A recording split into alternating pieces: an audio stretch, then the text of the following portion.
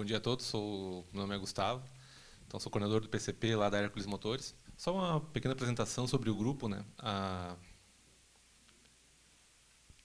O universo está... A Hércules é uma subsidiária do Grupo Miller. Então, o Grupo Miller iniciou há mais de 80 anos com a Miller Eletrodomésticos, né, fazendo lavadores de pequeno porte.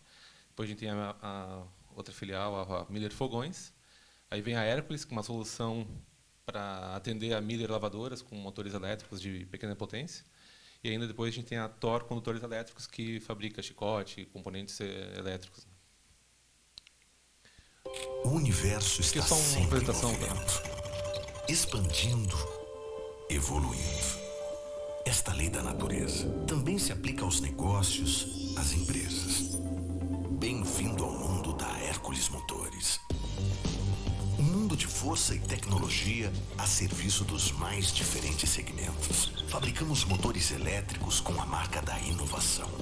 Motores de excelência para tudo que exija movimento, força, resistência, durabilidade. Desenvolvemos motores especiais sob medida para a sua empresa, com a potência, o tamanho e as características que o seu projeto necessitar. Nós vamos até você, aonde quer que você esteja, para conhecer a fundo o seu projeto, para entender o que você precisa, para ajudar a sua empresa a vencer qualquer desafio. Os motores Hércules são referência em qualidade, alta eficiência energética, alto rendimento e custo-benefício. Todos os modelos são desenvolvidos com diferenciais exclusivos, oferecendo o máximo de desempenho e performance.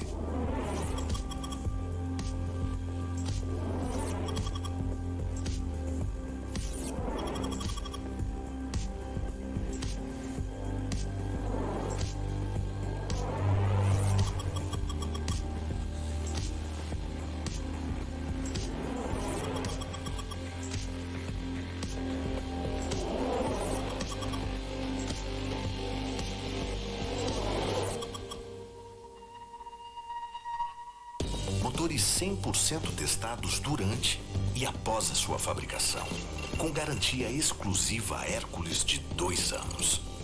A rede de assistência Hércules está presente em todo o país e no exterior.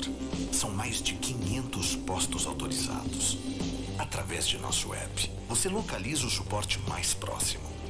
Tecnologia, inovação, customização de motores, atendimento em todos os continentes. Este é o mundo da Hércules Motores, uma empresa com foco no meio ambiente, nas pessoas e no seu desenvolvimento. Estamos prontos para qualquer projeto.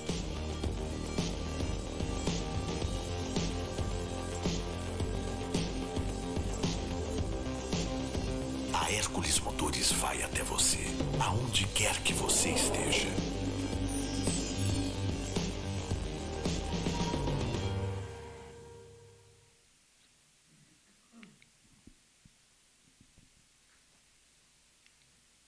Só para dar um overview dos nossos produtos, né, que apareceram no vídeo ali. Então, a gente fabrica os motores de...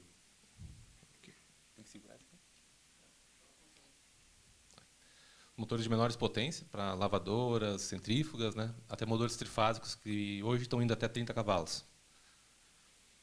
E, basicamente, aqui compõem tudo que a gente consegue fabricar na nossa planta, que é em Timbó. Aqui para dar uma ideia dos segmentos que a gente atende, desde agricultura, linhas de motobomba, linha trifásica, construção civil. Então, o segmento que usa motor elétrico é bem amplo.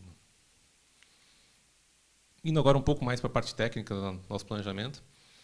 Antes, só queria apresentar para vocês, talvez a maioria aqui já até tenha noção, mas só os componentes básicos que tem um motor elétrico, porque acho que durante a conversa a gente vai precisar entrar um pouquinho nesse detalhe.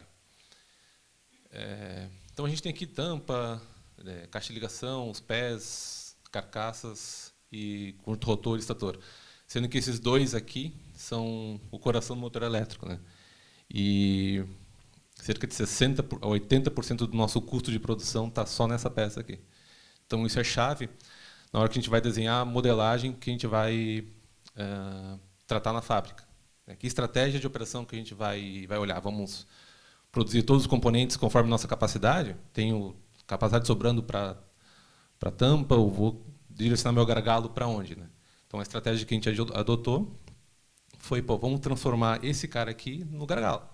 Sendo que é a peça mais cara, e os componentes, máquinas que eu também preciso para fazer eles são de maior custo, e muito mais relevante, faz sentido a gente transformar essa linha no gargalo da fábrica, a ponto de que os outros vão ter que seguir, vão ser subordinados a quando esse cara aqui ficar pronto. Aqui o nosso fluxo macro de produção, ele é mais complexo, como normalmente é numa empresa, mas basicamente nossos processos começam na estamparia, onde a gente fabrica os rotores e estatores. Dali, uma peça vai para a bobinagem, outra vai para a fundição. A fundição segue a usinagem. A usinagem tem é maior aqui porque tem peças que começam por ela, que também ela segue até o fluxo de montagem. A bobinagem, a gente insere o estator na carcaça. E aí, no final, a gente junta todos esses componentes que a gente viu antes, monta e põe o motor lá na expedição. E aqui um cenário que a gente tinha lá em 2017, até como o Gustavo aí apresentou antes. A gente tinha bastante controle por planilha de Excel, então Excel era tudo que a gente tinha, controle de prazos, controle de própria programação, regras de cliente, esse cara não pode faturar numa segunda-feira, ou esse cara tem que ficar pronto antes do dia tal, ou esse aqui é um cliente específico que a gente tem que entregar determinado motor. E uma pessoa gerenciava isso tudo, então vinha ali muita informação, vários códigos, a gente pode ver aqui, o número das ordens, os códigos de produto, as quantidades, a descrição do motor, algumas datas que tinha ali. Vamos olhar data de cliente, a data que o PT fica pronta, a data de expedição, eram bastante informação que uma pessoa no Excel tinha que absorver aquilo ali e transformar aquilo ali num plano para o resto da fábrica. A programação daí dos recursos era baseada nessas datas que a gente tinha aqui. Então, tinha um motor que se entregue dia 20, por exemplo. Então, todos os recursos tinham que obedecer àquela data, não olhando critério de setup ou uma otimização dos recursos, ou se eu poderia utilizar aquele recurso para fazer umas férias programadas, uma pausa programada. Não tinha uma análise de capacidade nesse sentido. Né? E as reprogramações...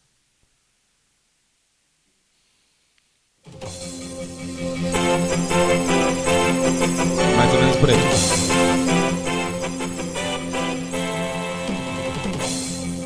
Que nem a cabine lá de telefone do Gustavo.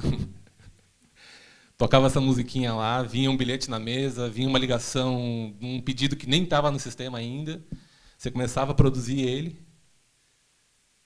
botava na máquina, chamava o líder de produção, chamava às vezes até o operador, especificava qual a ordem, o componente que ele tinha que fazer.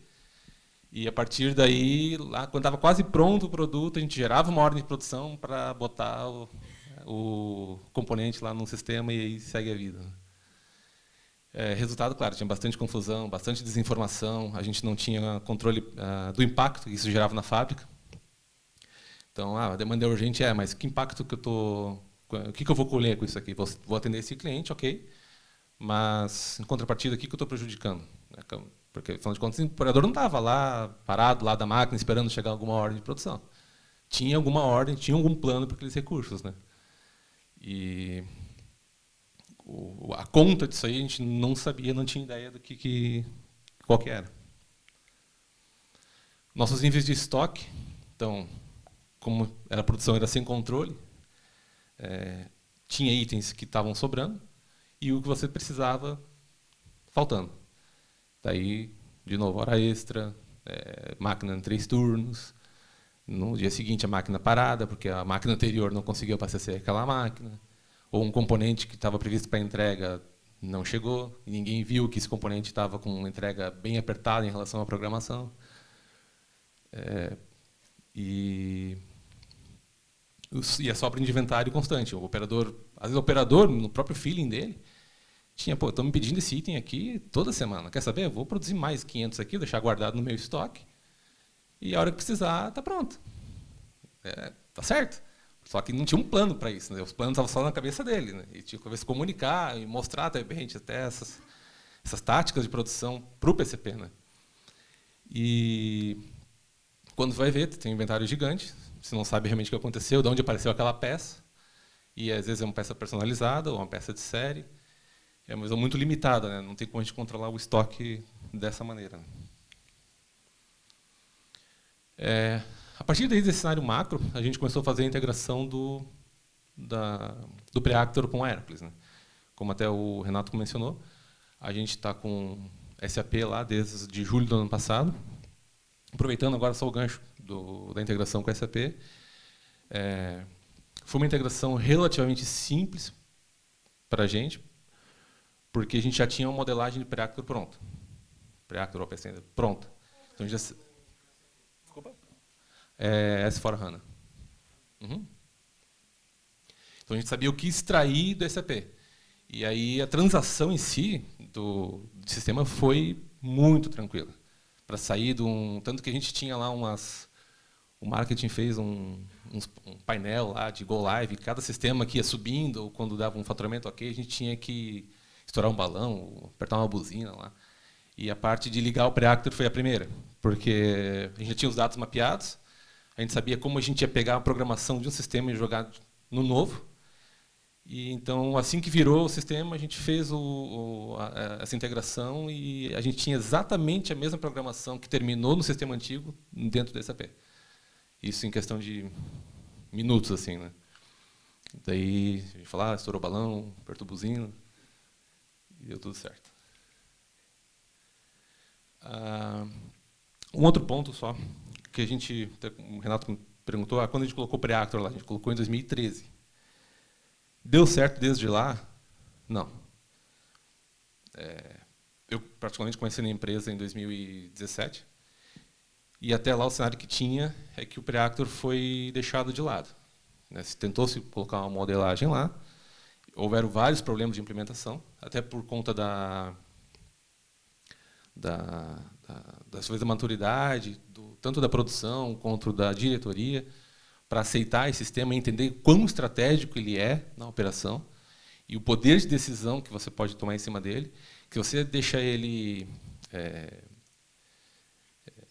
de lado, largado, se não dá devida atenção, você pode ter um desastre na fábrica. Então, é difícil colocar APS? Não. Só que é uma ferramenta que existe bastante detalhe. Quanto mais detalhe você colocar lá dentro, mais fácil vai ser a decisão para o analista que está tendo que tomar aquela decisão. Ele sabe por que uma sequência A e B e não é A e C. Ele consegue explicar aquilo ali tecnicamente. Porque alguém da engenharia, alguém da produção, alguém da gestão mostrou a interferência que aquela sequência afeta na fábrica.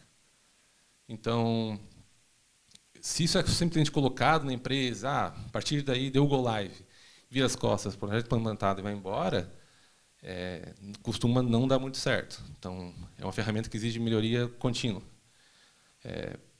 Porque toda hora você está revendo o seu processo, toda hora você está olhando como melhorar ele. Toda hora a produção vem com insights novos. Conforme a produção vai amadurecendo e entendendo que o quão essencial aquilo ali é, até para facilitar o trabalho dele, o operador não tem que pensar numa sequência, ele começa a te alimentar com informações que vai ajudar ele a tomar decisão melhor também. Então, até ontem mesmo a gente teve um caso que... Desculpa, ontem foi um caso de gargalo, semana passada um caso que um líder veio comentar, tem um processo ali, que é um processo muito rápido, porque ele só faz uma fresa num eixo, por exemplo, que eu faço em 15 minutos. Só que eu não consigo fazer ele logo que ele sai daquela máquina. Então, eu tenho uma máquina A, tem esse processo, vamos chamar de processo B, e uma máquina C. Esse processo B é muito rápido, só que ele não consegue, por exemplo, atender a programação do recurso C, porque ele tem que fazer esse processo ainda. Se eu Gustavo, não tem como a gente colocar ali uma hora de intervalo entre o processo A e o processo C, só para eu poder fazer esse processo aqui, que ele é muito rápido? Não, tem, a gente foi lá, ajustou no Preactor, uma data de início mais cedo, falou, esse cara aqui não vai iniciar a tua operação C antes de 2 horas após o término da operação A. Então, ele vai terminar a operação A, vai esperar 2 horas, isso é obrigatório, aí ele vai iniciar a tua operação C. Pode ser assim? Pode ser. fechou. Isso 5 anos, quase 9 anos após a implementação. Então, a gente está toda hora alimentando ele com informações novas. Claro, cada vez, vamos dizer assim, menos relevantes para o macro da operação, mas está toda hora melhorando ele, mudando a modelagem. A engenharia costuma já consultar o PCP quando vai ter uma alteração de projeto, quando vai mudar algum fluxo de produção, ou tem alguma interferência na taxa de produção. Então, assim, a gente começa pela produção, mas começa pelo começo do processo, mas é um projeto que não para. Claro, uma hora a consultoria sai, a gente tem que ficar ali alimentando, mas isso é vivo, isso tem que ser passado adiante e fazer com que a própria produção, a própria empresa em si, entenda quão estratégico é essa ferramenta para a operação. A gente fez também a revisão dos roteiros de tempo de produção e setup. Tanto isso foi cronometrado, recronometrado, foi testado, questionado. A gente, às vezes, nós mesmos, PCP, ia lá, oferir se aquele tempo o método de cronometragem estava ok. Então, assim, é um trabalho de formiguinha, mas, como eu falei, eles vão, conforme vai criando conscientização de quão importante é aquilo ali, vai cada vez ficando mais e mais sério para a operação. Esse ciclo que eu comentei, então a gente tem um ciclo lá de programação, execução e correção. Às vezes tem muito protótipo na nossa fábrica, motores muito personalizados. Então, a gente não sabe exatamente qual é a taxa de produção daquele produto, mas a gente pode ter uma ideia. Então, a gente pega um valor aproximado, planeja e programa com isso na fábrica, a partir daí acompanha a execução. Pô, foi conforme o plano original?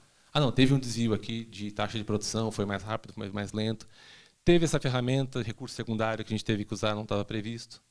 Então, pois se tudo é ajustado, para uma próxima programação a gente vai estar alinhado no assunto. Limpeza de informações desnecessárias. Isso é o que mais... esse saneamento de dados que a gente teve que fazer para colocar, revitalizar, vamos dizer assim, o Preactor na Hércules. Como eu falei antes, ali, essa própria operação muito rápida é o tipo de operação que a gente não precisa controlar.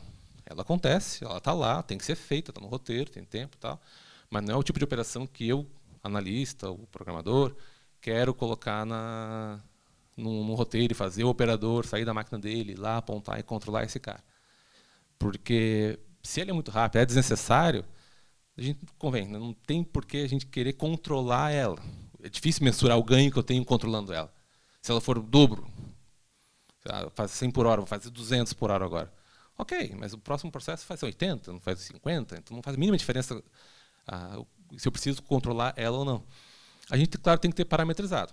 A gente tem que saber que ela está lá, que ela existe, e eu posso colocar isso no Preactor de várias maneiras. Posso, desde a forma mais básica, que é criar uma operação, fazer o operador apontar, botar lá no Gantt e tal, ok? Ou até criar, como eu falei antes, um tempo de espera após o término do processo. Posso, terminou o processo A, espera 2 horas, que é um tempo que ele tem para fazer essa operação, vai para o processo C. O impacto vai ser o mesmo, não vai fazer diferença. E revisão das regras de negócio. A gente tinha ali vários fluxos, vários recursos no fluxo, e nenhum deles é igual ou até parecido com o outro. Então, a gente tinha desde estamparia, que a gente tem ferramentas de estampagem que podem ser... Tem setup externo ainda. Posso pegar uma ferramenta, fazer um produto A, B e C, só que elas têm que ter um setup externo, enquanto eu posso ter o setup da máquina em si. Tem recursos de fundição, que eu posso fazer montagens de molde. Tem linhas de bobinagem, que é mais atrelado, por exemplo, ao setup da matéria-prima. Tem linhas de usinagem, que eu tenho que olhar para a matéria-prima e para uma ferramenta que vai olhar. Então, se as duas se combinam, aí eu consigo montar um setup mais adequado. Então, assim, cada fluxo de produção ela teve a sua regra de negócio. A gente trouxe a informação para o Preactor. Passo a passo, a gente foi montando, consolidando essa programação nos recursos. E a partir daí, ganhando confiança da produção em si. Para eles entenderem que a gente quer dar uma sequência ideal ali para eles, mas eles precisam também nos retroalimentar com que, tem uma falha aqui na outra sequência. Esse item aqui deveria ser nessa sequência aqui. Me explica por quê. Não, porque aqui é o mesmo dispositivo, aqui é a mesma ferramenta. Essa matéria-prima aqui não muda, só muda o código. Aí você, às vezes tem que envolver engenharia, às vezes você consegue fazer uma solução dentro do próprio APS, mas o importante é a gente ter esse problema mapeado. E também eles entenderem que a gente quer, deixar eles bem cientes que a gente quer dar uma sequência 100% para eles. E, como eu acabei de falar, mas fazer essa mudança na cultura de chão de fábrica, né?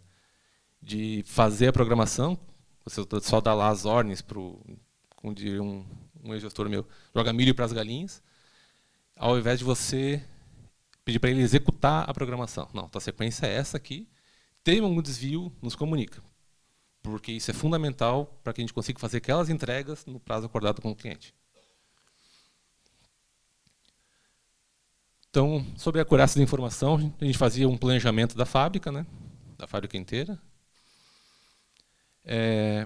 Era acompanhada a execução da produção, era tirado algumas métricas ali, alguns desvios que a gente tinha de tempo de produção, taxa de produção, quantidade de operadores utilizados para executar a sequência. É feita uma análise de execução e ajuste do roteiro. Talvez aqui envolvia engenharia de processos, suprimentos, materiais, para rever e imputar isso de novo no sistema. Para que da próxima vez que vier para o sistema, já venha correto.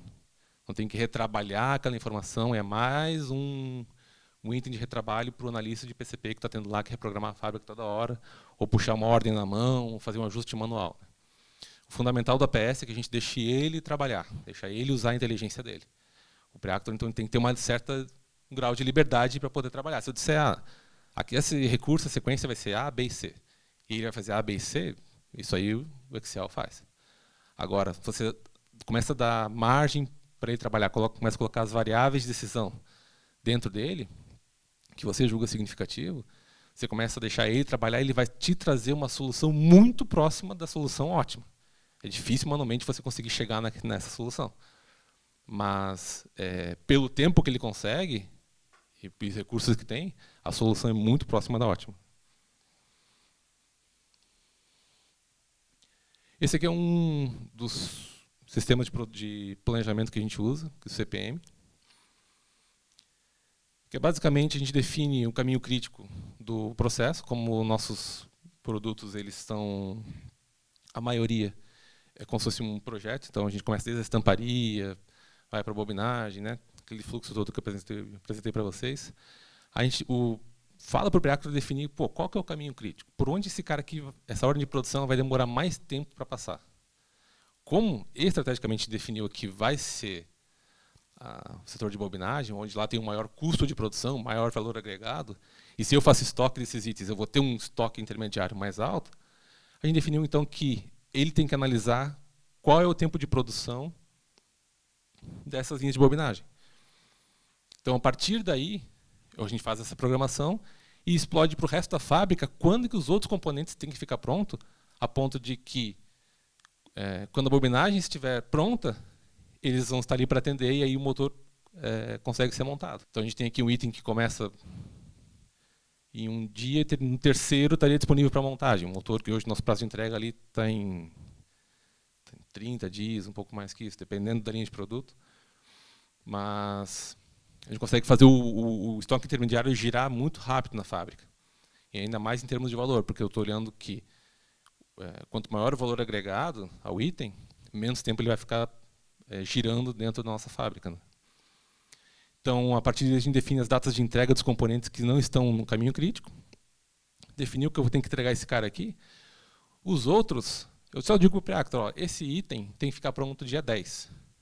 E eu falo que o tempo de setup é, sei lá, 15 minutos, dependendo da sequência. E a partir daí o Preactor consegue trabalhar. Porque eu já dei uma data para ele, eu dei o tempo de produção, que já vem na engenharia, o tempo de setup, que já é parametrado lá dentro. E aí a gente larga isso na mão do Preactor para ele fazer a mágica dele, o cálculo dele lá e nos entregar, trabalho nessa sequência aqui, aqui você tem que otimizar setup, aqui você tem que parar e começar a atender data de entrega, e nos entrega o resultado muito rápido para a fábrica inteira. Ele define também as datas de início mínimas. A gente colocou uma regra lá que, basicamente, quanto mais folgado está o recurso, mais apertada é a data de início mínimo. Então, se eu tenho uma data de entrega da abominagem, supondo dia 20, e tem um outro recurso que vai para o mesmo motor, que o recurso está muito folgado, vamos dizer, ele coloca que eu tenho que iniciar esse cara pelo menos dia 18. Agora, se é um recurso gargalo, não tanto quanto a abominagem, eu já posso iniciar ele 10 dias antes. A diferença, mas vai gerar estoque? Não vai, porque ele é gargalo. Então, a diferença é que o Preactor, a gente joga as informações para ele e ele mesmo calcula e nos retroalimenta com a melhor sequência. A redução de estoque intermediário e ali a redução de lead time. Né? Uma vez que a gente está compactando ali, focando nos itens de maior valor, a gente consegue reduzir o lead time da fábrica.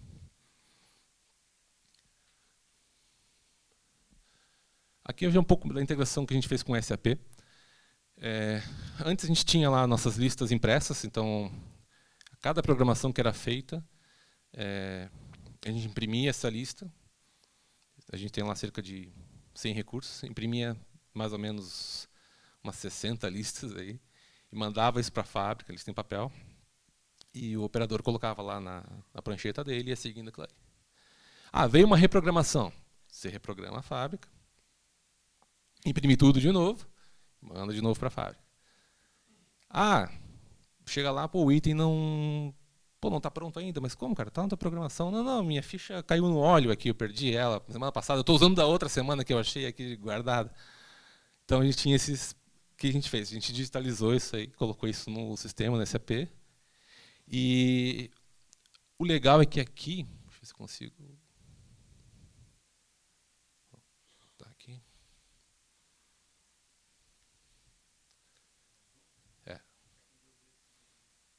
Aqui, ó. Aqui a gente consegue ver quantas horas em atraso o recurso está... Desculpa, quantas horas o recurso está em atraso. Nesse caso aí está em 3 horas em atraso, em 24 peças. E o líder de produção, o encarregado, a partir dele já consegue ver como é que está o atraso dele em relação à programação. Ok, bem básico.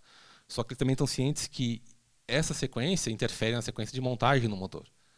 Não é mais uma lista de trabalho que ele tem que entender do jeito dele. Ele entende o quão crítico isso é para a operação inteira. E o legal é que quando a gente começa a mostrar para ele quantas horas esse cara está em atraso, ele começa a ter uma autonomia se, por exemplo, ele precisa rever um tempo de produção. Tem um tempo de engenharia aqui que fala que eu faço 10 por hora, mas não chego nem perto disso. Ou então que teve um problema de máquina, uma quebra de máquina, eu preciso recuperar no final de semana. Ou eu estou tendo uma alta indisponibilidade do recurso, então os recursos estão tendo muitas falhas, muitos defeitos, muitas panes durante a semana, ou durante o período que a gente está analisando. Mas o ponto é, a gente cria essa autonomia para a fábrica. Não tem que o PCP ficar toda hora cobrando recurso por recurso. Esse aqui está atrasado, esse aqui não está. Esse aqui é relevante, esse aqui não é. Esse aqui é problema, esse aqui não é. Normalmente os operadores, os encarregados, trazem para a gente o problema e já gera uma discussão. Estou com 3 horas. Isso aqui é um problema, não é? Qual o tamanho desse problema? Me explica. Não, cara, esse aqui não pode tratar, esse aqui é crítico, é muito sensível para a entrega. Ou não, esse aqui não vai ser um problema, mas a gente tem um tempo para recuperar. A gente acabou criando essa autonomia na produção. O cenário que a gente tem em 2021, né? Nossa capacidade de entrega, que é medida em ROTIF, sei lá, em 2017, de uma média de 61% para 95% dos produtos acabados. A nossa capacidade de estoque passou de 91% para 99%. Então a gente tem um desvio bem baixo, ainda tem desvios, mas a gente entende que isso é mais operacional ou algum ajuste de inventário mínimo que a gente tem que fazer. E o giro de estoque estava em 1,5, passou a 2,1, estoque de produtos intermediários.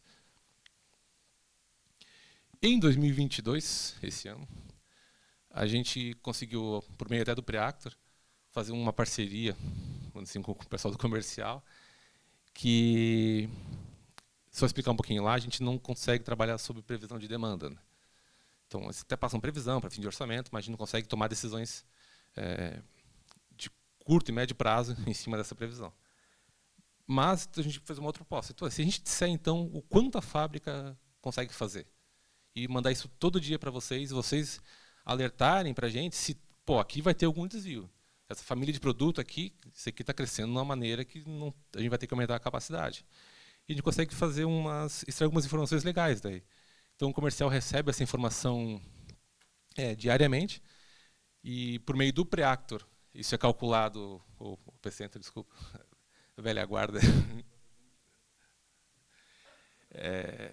por meio do OP Center, a gente calcula o quanto tem disponível ainda para aceitar em determinado período, e a partir daí o comercial consegue trabalhar, se ofertando para um cliente, daí tem as estratégias comerciais que eles mesmos definem. Mas parou de um ruído que a gente tinha na fábrica, quando o comercial vendeu tal produto, pô, agora não tem capacidade, e a outra linha parada. Ou então, quanto que eu posso vender esse mês, mês que vem? Ou se eu posso entregar um pedido lá para, sei lá, daqui a 2, 3 meses. Então, isso a gente encerrou e deixou a bola mais com eles. Ó, nossa capacidade é essa. Dá para aumentar? Dá. Vamos sentar e ver onde vocês querem aumentar, o que vocês precisam aumentar e para quando vocês precisam aumentar. Então, a gente já consegue analisar e até mudar esses números, né? Então, é uma avaliação um pouco mais ativa, está vindo por e-mail, tem uma rotina que roda no servidor, pega lá as informações do Preactor, calcula, pega um e-mail, manda para todo mundo do comercial, todos os interessados do comercial, e a partir daí é estratégia comercial. E umas últimas que a gente teve também foi a integração com o BI. Então, até o Eduardo puxou esse projeto conosco, de trazer aquela bagunça que é um gráfico de Gantt para uma visão um pouco mais simples, que é o BI. E aí a gente consegue conversar daí com quem não está tão em cima da programação, né, com o diretor, o gerente, ou até ter discussões mais pontuais e relevantes dentro do próprio PCP. Né? A gente consegue por aqui ver quais recursos têm uma ocupação mais significativa, né? E se essa ocupação faz sentido. E se essa estratégia também é interessante para a programação. Se eu estou tendo algum desvio de algum recurso ali que está sendo um gargalo, que não deveria ser. E começar a entender por que esse cara está sendo um gargalo, o que entrou ali.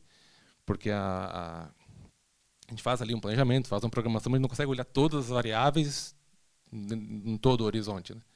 E sempre voltando para aquele mesmo plano. O gargalo tem que ser a bobinagem. Então, se algum item está se desviando desse propósito, a gente tem que pegar e entender por que está se desviando, e se isso é uma tendência, se é uma nova linha de produtos que entrou, se o mix mudou drasticamente, se existe algum recurso adicional, se a gente vai ter que contratar pessoas, se a gente vai ter que terceirizar um pouco do serviço, quando der. Então, isso ajudou bastante a gente a dar uma visão mais amigável do que é um PCP, do que é uma programação mais técnica para o resto da fábrica. Pessoal, não é só isso tudo, mas se tiverem algumas perguntas, vocês fiquem à vontade.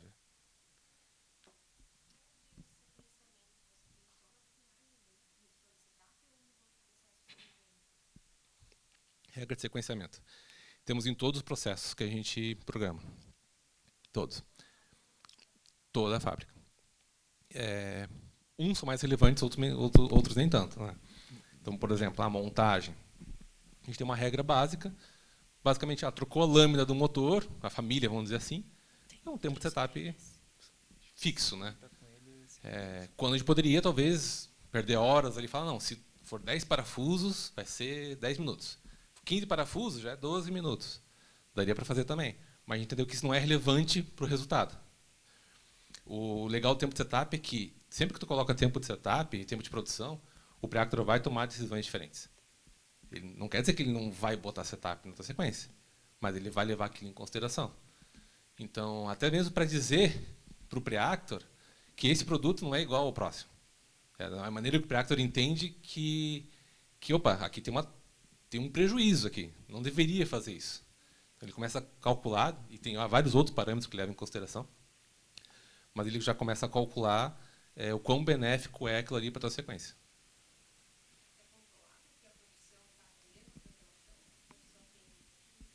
Sim. Sim, sim, sim. Sim, sim. A gente tem esse controle pela própria lista de programação, que o encarregado tem autonomia de ver o quão atrasado ele está em relação à programação. Só que também a gente faz, analisa isso aí de uma forma também mais macro. Tem até por meio do BI, a gente consegue ver, pô, esse recurso aqui atrasou demais. Tudo bem que o encarregado está vendo, mas a gente precisa tomar uma ação em cima disso aqui. Entender se, de repente, tem que reprogramar a fábrica, tem um outro ponto que a gente tem que envolver outras áreas, mas reportar o problema, né?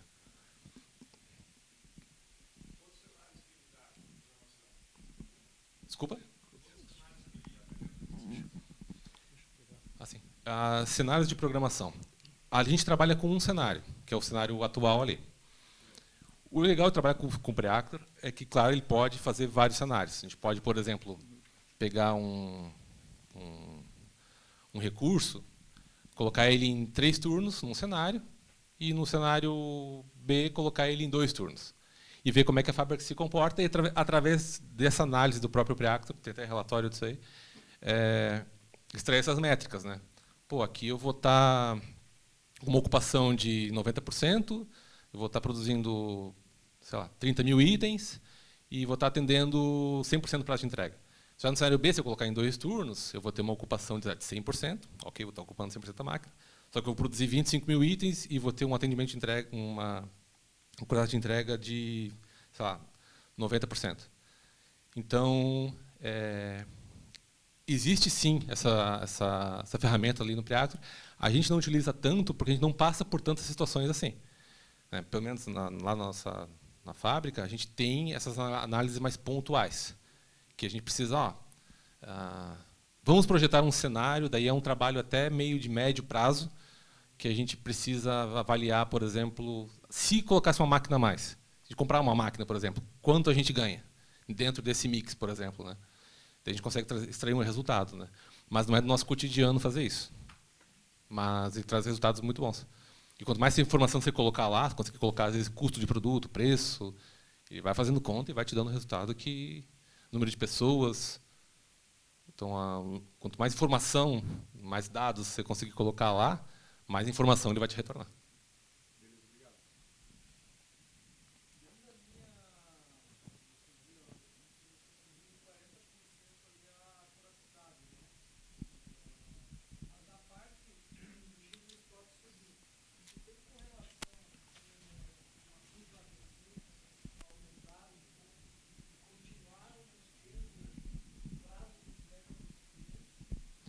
O prazo de entrega, ele tem a ver mais com o que a gente promete.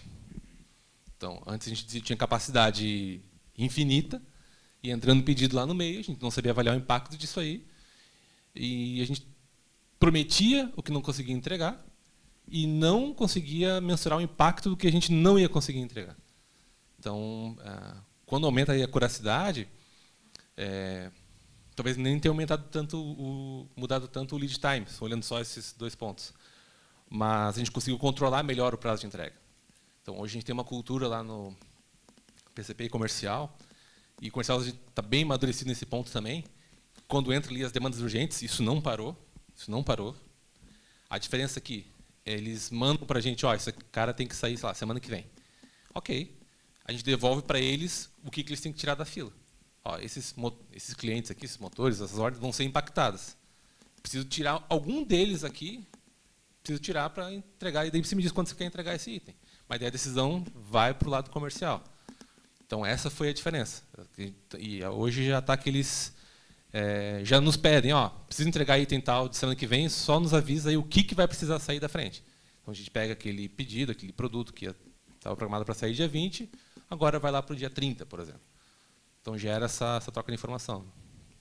Então, assim, o prazo de acuracidade aumenta mais porque a gente poder controlar e saber o impacto que a gente está gerando na fábrica.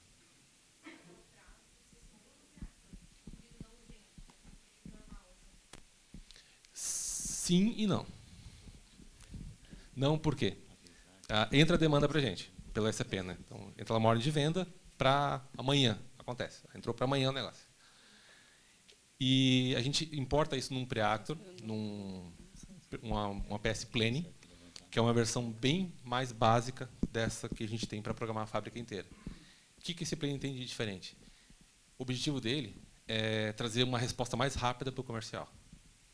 Então, a gente emula algumas restrições de fábrica dentro do plane, olhando o recurso gargalo, mas de forma que eu vou atender o pedido. Dessa maneira, daí tem um analista específico para isso, ele pega esse item comercial que é para amanhã e encaixa como próximo da fila. O próximo da fila talvez seja dali a 40 dias. E quando a gente programa isso lá para 40 dias, a gente retorna essa informação para o SAP, já entra como confirmação do pedido, e ao mesmo tempo volta para o SAP, onde explode a ordem de produção, e aí vai para outra modelagem do Preactor, que explode todo o roteiro de produção, toda a lista técnica, e transforma isso em todas as ordens de produção. Então, assim, tem um prazo de entrega? Tem, né? A gente conversa comercial, hoje está em 40 dias, 45 dias, a gente tem isso bem vivo lá conosco, mas não é um número fixo. Até porque depende da linha. Eu mostrei uma linha de produção para toda aquela gama de motores. Então, tem um que é mais rápido, outro é mais lento, outro passa em mais processo, outro menos processo.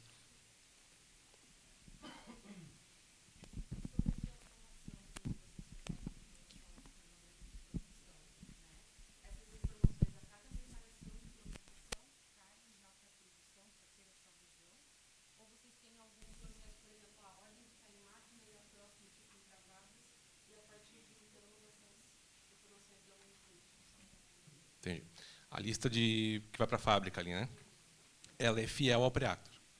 Então, é 100% da sequência do Preactor. Se eu trocar, botar uma ordem de produção para ser entregue semana passada lá, vai aparecer em atraso para o cara na semana passada. Lógico, que daí gera bastante ruído, mas o objetivo dela é ser 100% fiel ao Preactor, né? Como se fosse a lista do Preactor, só que na forma de...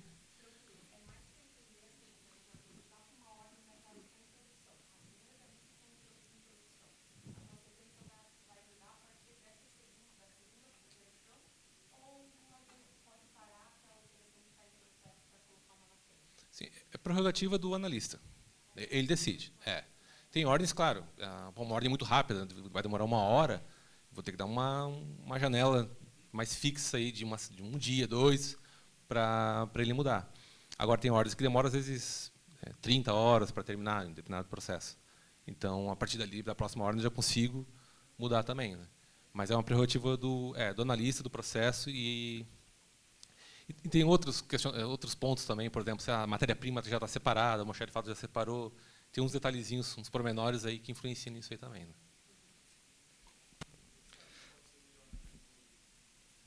Desculpa? Do APS?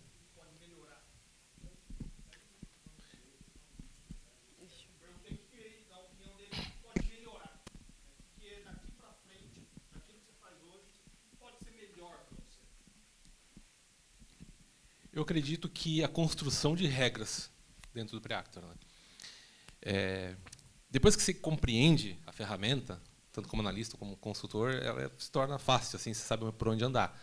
Mas talvez para um usuário inicial, ou alguém que está iniciando, modelando ainda o seu processo, construir todas essas regras de negócio ainda se torna um pouco complexo, ainda um pouco de quebra-cabeça. Você precisa de um conhecimento talvez um pouco mais técnico, teórico, para construir, para colocar dados mais sólidos de decisão dentro do Preactor, né? Acho que talvez para esse lado de personalização, uma ferramenta um pouco mais amigável nesse sentido, seria uma investida boa. Mas não sei o quão factível é isso aí também. Às vezes é o que é. Não tem como deixar um foguete ser simples. Um foguete para ser um foguete. O importante é o resultado que ele traz, né?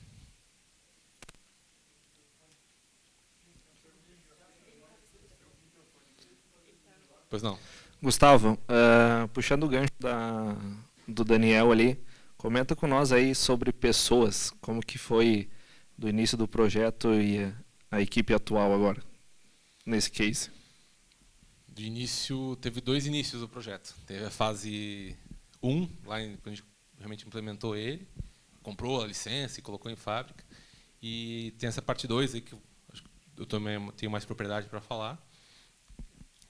E o principal impacto que a gente tem é quando essa decisão quando essa visão vem da alta gestão. Então, a gente tem que ter um diretor que apoia esse projeto e entende o quão estratégico ele é, que entende que o PCP, na verdade, é uma área estratégica da empresa, e o quão benéfico o APS é para o PCP. Ajuda ele a tomar decisão e decisões melhores, né? Então, acho que isso é um ponto fundamental. A partir daí, a gente começa a desdobrar para várias vertentes, né? Se estou fugindo um pouco da pergunta, vai me falando, mas a questão de analistas, né? É uma ferramenta técnica, então tem bastante número com ela. Você tem muita teoria, às vezes, que você vê em livros, que você consegue aplicar ali. E tem muitas oportunidades que a gente nem sabe que existe. Acho que até começo do ano, estava conversando com o consultor, ele mostrando que algumas funcionalidades que o Preactor tem que eu estava precisando e não sabia. O Preactor faz isso também, mas por acaso, a gente conversando, faz isso também. Tal. Então, bom, estou precisando disso aí, me ensina. Ele foi lá, mostrou, a gente conseguiu implementar um... Então, tem muito disso. A pessoa que tem que estar por trás da modelagem, ela tem que criticar aquilo ali. Não é... Às vezes, já me deparei com algumas situações que parece que o usuário ele tem um pouco de medo do APS. O consultor vai lá, implementa, ele fica olhando para a ferramenta, vai, aperta um botão, volta. Então, ele tem um pouco de receio em interagir com aquilo ali, ao invés de pegar essa ferramenta e querer debulhar, querer entender, não, por que tem esse número aqui? E estressar o consultor e explicar mesmo os pormenores, para, de fato, ele começar a compreender e dominar aquela ferramenta. E, quando ele vai construindo esse conhecimento, em determinado tempo, ele começa a ter uma visão bem mais técnica de como fazer uma regra de negócio ali dentro. Então, ele começa a propor já informações mais direcionadas para a engenharia. Às vezes, vai desenvolver um projeto, ele começa a fazer a levantar pontos que vão influenciar lá na frente, na hora de programar o item na produção. Ou, na hora de criar vir uma demanda mais específica, ele consegue fazer questionamentos que vão influenciar mais na fábrica, né? E, claro, sempre com foco em quê? Como que o Preactor vai enxergar aquilo ali? O Preactor vai enxergar aquilo ali como um número. Para ele é um número, vai fazer uma conta ali dentro. Então, como a gente vai expressar essa dificuldade na produção, traduzir isso aqui em números para o Preactor, né? Então, acho que o analista, o programador que vai estar à frente disso aí, ele tem que ter essa capacidade de criticar e analisar as informações dessa maneira, né? Como que eu vou traduzir isso tudo em números e o Preactor vai conseguir ler isso de uma forma mais dinâmica, rápida e limpa, né? Não sei se essa é bem a pergunta.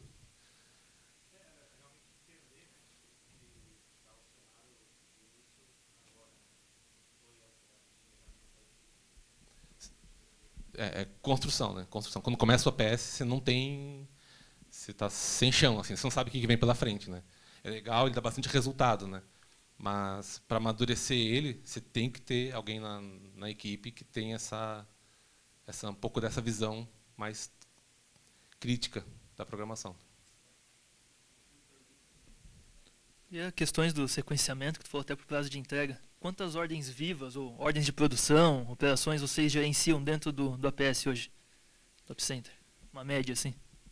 A gente chegou a 16 mil operações, mas acabou ficando um pouquinho pesado, né? Então, a gente estava lá gerenciando operações que não precisavam ser gerenciadas naquele momento, né? Então, reduziu isso aí para umas 10, 12 mil operações. E vocês deixaram de criar ou deixa fora do Gantt? Deixa de criar. Deixa de criar. A gente criou, vem para dentro.